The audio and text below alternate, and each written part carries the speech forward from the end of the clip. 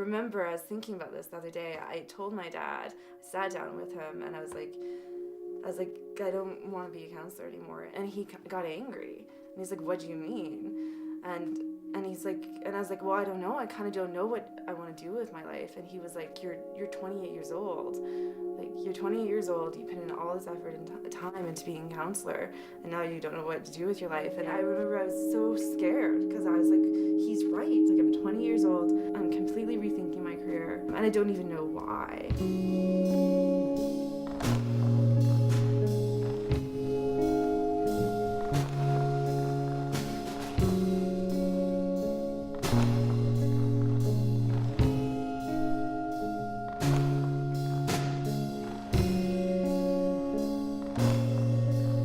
It starts with the promise of prosperity. We've all heard it.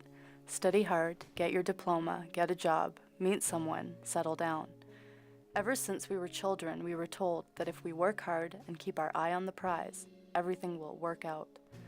But more and more of us are more confused than ever before, suffering silently in a matrix of possibility and lack of direction.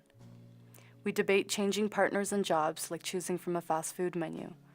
So how do we balance our dreams and wishes with the expectations of our parents and society at large? Welcome to your quarter-life crisis. To me, the quarter-life crisis is about uncertainty. This anxiety of being forced to make a choice that I'm not really completely certain of. These young adults asking themselves what's next for them and who am I, what do I have to offer the world. I think it's a change in thinking. I think it's a change in beliefs. I think it's a change in behaviors. I think it's a change in everything. Sometimes it just kind of hits you that you're this age and you're this old and you don't have a lot of time on your hands. My name is Ann Hampson. I'm 28 years old, and I'm currently working as an addiction counselor in Calgary. When I first got out of high school, I wanted to travel. All I could think about was traveling. I wanted to do anything to challenge myself, and that's what I did. I was 19, and I went to Malaysia to work with monkeys. And I went by myself, but the exciting thing about that is I was so scared. I didn't even know if I liked animals. I didn't care. And then I started traveling like crazy after that, and I loved it. And I was so passionate about doing all this stuff. I was so excited about it, and I get so excited talking about it now. And you know, I'm definitely in a different place than that, and I kind of get sad thinking about it. I miss being in that place, but at the same time, it's true. My priorities have changed. Like I want a career. I want a family. I want something. I want something in my life that's permanent. When traveling, it wasn't permanent, and that was hard. It was lonely a bit.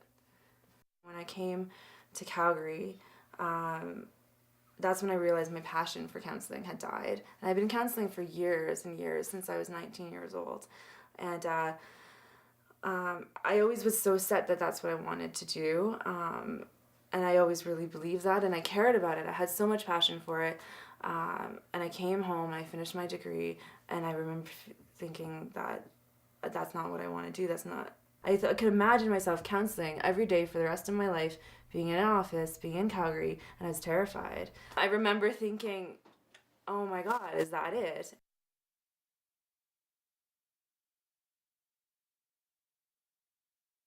I was writing for publication Calgary 20, and it's just basically about the quarter-life crisis.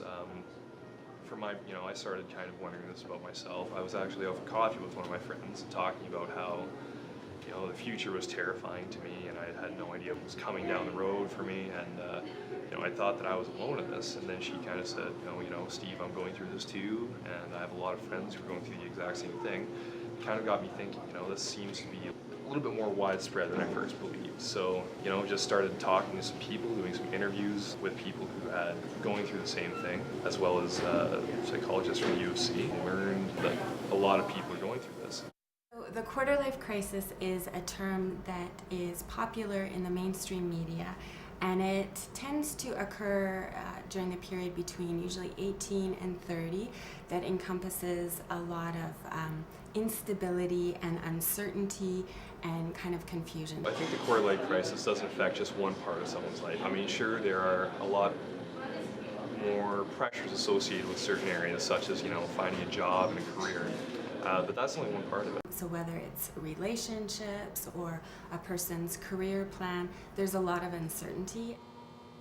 I'm just about to graduate, and I'm really nervous about what life has to offer, and I'm not sure what the next steps to take are. I'm feeling a lot of open ends, and I don't really have a set direct path that I've really decided to take. People keep on saying how we're living longer and the age of retirement is going to get later, and I don't want to be in a job that I don't like for a longer period of time. According to the National Occupational Classification System, they look at over 40,000 job titles that's out there in Canada, as well as over 500 occupations.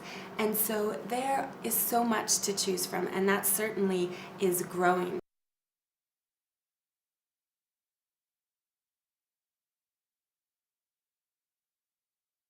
Once you reach a certain age, it's almost like expected of you to just have your life figured out. I feel pressure to get married and have kids, especially with my friends my age. I see them settling down and having kids and getting married, and it makes you feel like, am I behind? I think people need to feel like they need to have their lives figured out by a certain age because you want to be happy. I want to have a job that I don't hate. In terms of having a partner, it would be awesome to have a partner who I can share my life with. If I got the urge to have kids, I don't want to have to be limited by things like finances, whether I own a house, do I have a big enough yard, do I want to relocate? That's where I think the pressure comes from. You only get one life, and you want to make sure you're living it to the best of your ability.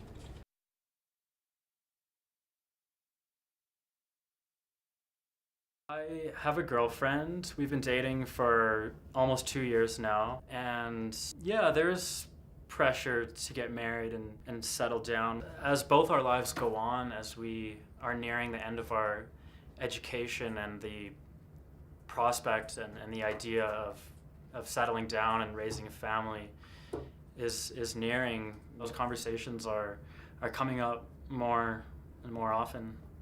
I'm in a relationship. We've been together for a little over 2 years. His name is Tanner, and he's younger than me. He's 22, but he's wise beyond his years, and he makes me laugh all the time. I trust him. I can be really honest with him. Yeah, I really love him. The age difference between us is huge. We've gotten into a couple of fights about kids and about what the future will look like, and I think we can both get really stressed out with planning out that future, especially since I feel like 35 is kind of my the danger zone for having kids, and he's 22. He doesn't want to have kids right now, and whereas I don't necessarily want to have kids right now, but I'm conflicted. Part of me does, part of me doesn't. Part of me feels like I should. Part of me thinks about when I'm 35 and I have my first baby, like I'll be so old, and that's not what I imagined for myself. I'm Tom Anthony. I'm gonna be 29 in a couple of weeks. Right now I'm a master's student at the University of Alberta, and I'm also a struggling actor. I was born in Poland. I moved to Canada with my parents and my family when I was really very little, when I was 5. There was a kind of attitude that they didn't come from the best or the wealthiest of circumstances, and they had to fight and work hard for everything that they ever got. So my parents didn't want me to live like that. And so if I was going to come here, then I really should succeed enormously, and I should get some sort of life in politics or in business or in some sort of medical or lawyer or educational field. I always wanted to work with my creativity. I wanted to be an actor. I wanted to be a storyteller. I wanted to write. I wanted to create films and theater. And my parents weren't disappointed in that. They just weren't really very supportive either. I mean, I started out pursuing a Bachelor of Arts in English at the University of Ottawa.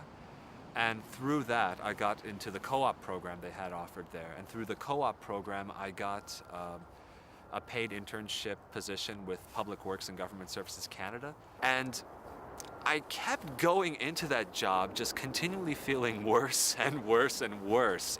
And I was sitting down there always in this like neck tightening tie. Everyone's in suits and sweaters, and we're always sitting at these keys. And I just found myself continually getting sicker and sicker, and not even literally sicker, just feeling continually weaker and just so much more drab. I was filled with less energy. I found myself waking up in the mornings just not wanting to actually look out the window. It was only a 4-month job period, but then when my second co-op period came in and I got the same job again, when I found out the news, I actually started crying once watching a movie because I felt like, oh my God, I'm gonna keep doing this for the rest of my life. So I was very happy when I actually took the chance, and after finishing my English degree, I went on to a theater degree, and through that I actually got into the Master of Arts program at the University of Alberta, and I got to live on my own, and I got to be surrounded by my peers, people who talked the same way I talked, people who were interested in the same kind of productions I was interested in, and everything just felt so much happier, everything felt so much more inviting. And sometimes I find that there are always opportunities. Like no matter what it is that you want to do, I can always move away to another city. I can always just give up everything and change my whole life. Sometimes I feel like I can do anything, and then there's always my parents telling me that reality doesn't work that way. And I can understand that what they were trying to do was help me. They were trying to make sure that I wasn't wasting my life and that they were trying to push me forward. But I really didn't need somebody continually reminding me that as you get older, that the opportunities are just going to fade away and you're not going to be able to have the life that you thought you were going to have.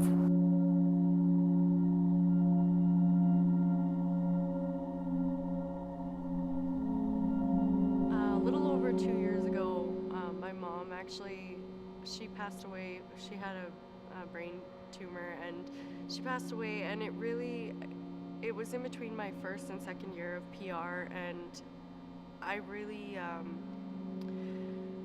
it threw my life into perspective, how short it is, and how every decision you make really matters and really counts. And I think at that point I started putting a lot of pressure on myself to succeed in school and to have the best work experience terms and to do the most with my life. Yeah, it's been about 1.5 years since I experienced the quarter-life crisis. I was trying to figure out who I was, and I just wasn't getting the answers that I was looking for. It was a very troubling time. I felt alone a lot of the times and felt like I wasn't going anywhere. But luckily, in the end, it sorted itself out, and I got accepted into SAIT, and from that day on, it was just a breath of fresh air.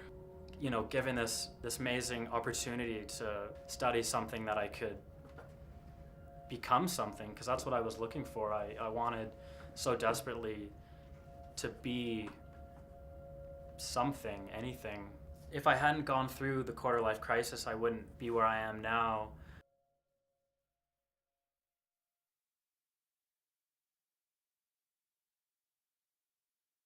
I think there's always opportunities for growth and learning. There's an invitation to kind of examine, okay, what do I want to do with my life?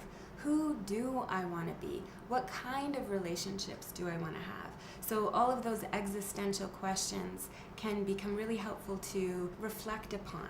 So far, I've been getting through the quarter-life crisis one day at a time. I try to remember that probably I'm not the only person feeling this way. And I try to seek advice from other people who I feel may have felt similar ways. I am good at talking things out, even if it's just having someone listen and maybe not necessarily offering feedback. And I mean, talking to my professors, like talking to career counselors at school. I think leaning on friends and one's support system can be huge, because it just helps to kind of know that you're not alone and that you've got people that you can lean on as you go through this.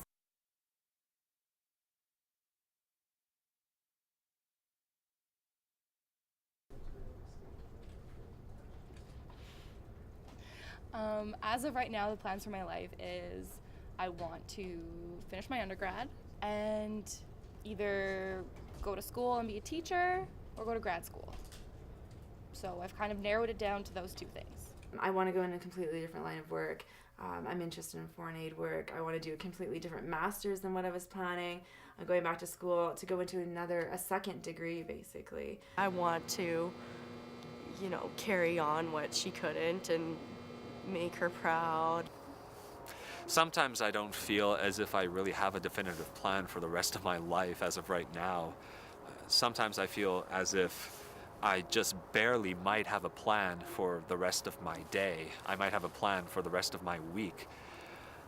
I feel that what I'm going to do is I'm going to hold on to the money I have, and I'm going to get work that I am going to be very comfortable with. Something that doesn't make me ashamed of myself or doesn't make me cry when I get up in the morning.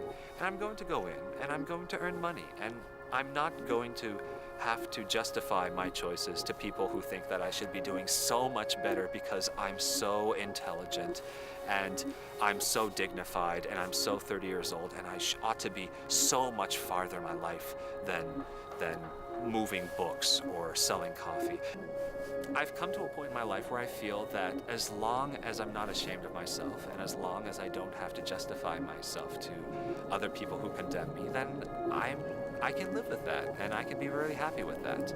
And I'm always going to try to find the best option in my life.